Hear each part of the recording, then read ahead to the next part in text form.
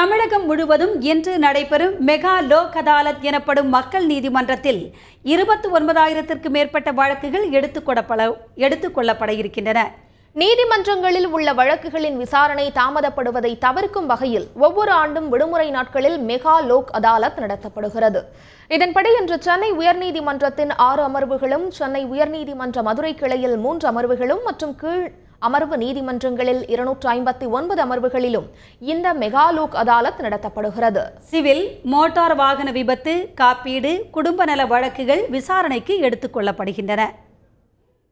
உச்சநீதிமன்றத்தின் மூத்த நீதியரசர் ஜஸ்டிஸ் தாக்கூர் ஐயா அவர்களுடைய உத்தரவின் பேரிலும் தேசிய சட்டப்பணிகள் ஆணைக்குழுவினுடைய வழிகாட்டலின் பேரிலும் இன்று சென்னை உயர்நீதிமன்றத்திலும் கீழமை நீதிமன்றங்களிலும் மோட்டார் வாகன விபத்தில் உள்ள நஷ்டஈடு வழக்குகளும் மற்றும் காப்பீடு கழகங்களை பற்றிய வழக்குகளையும் மக்கள் நீதிமன்றத்தில் எடுத்துக்கொள்ளப்படுகிறது.